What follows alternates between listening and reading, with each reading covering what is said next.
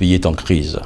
Depuis maintenant le 1er décembre, tout le monde a les yeux fixés sur Margalante. Plus de 4000 personnes sont descendues dans les rues de Grand-Bourg de Margalante pour signifier leur indignation face à l'absence de réponse des autorités de l'État.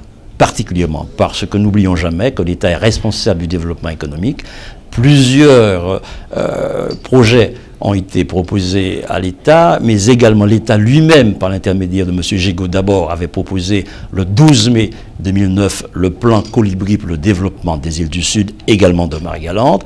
Ce plan a été orienté dans le cadre de la LODEOM et malheureusement, sur le terrain, il n'y a point d'application. Ensuite, Mme Panchard est venue apporter un nouveau plan qui s'appelle le plan CORDE, qui a été validé au mois de mai de cette année. Et à ce jour, il n'y a point à l'horizon d'actes significatifs qui puissent permettre de penser que la situation va changer dans nos îles et particulièrement à Margalante. Maintenant, le cas de Margalante est tout à fait singulier. Nous disposons d'un hôpital, l'hôpital Sainte-Marie de Margalante, et brusquement, sur l'autel de la rentabilité financière, on nous dit que cet hôpital doit se séparer de la chirurgie, de la maternité, et parce que simplement, il faut que les femmes de Margalante puissent aller accoucher à Pointe-à-Pitre et transféré par hélicoptère. Et chaque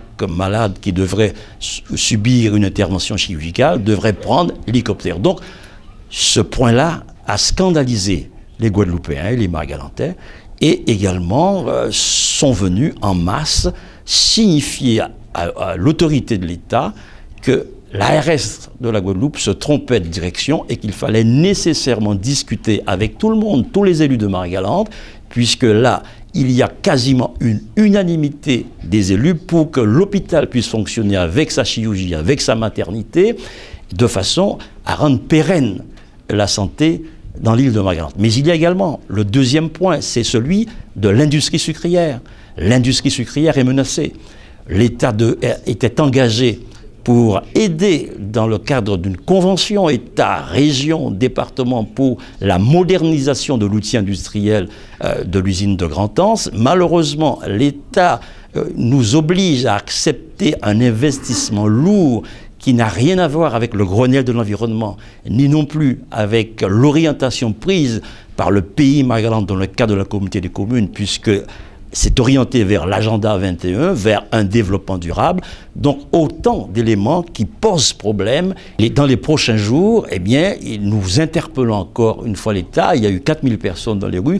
Il est très certain que si une disposition n'est pas prise, notamment nous avons une réunion pour l'hôpital, le 29, une réunion du conseil de surveillance, où officiellement l'hôpital va demander 2 ans pour pouvoir finaliser un projet. Si effectivement l'État, l'ARS refusait ces 2 ans de réflexion pour la mise en marche d'un nouveau projet, alors il faut craindre que aussi bien Margalante que la Guadeloupe risquent d'être confrontés à de sérieuses difficultés.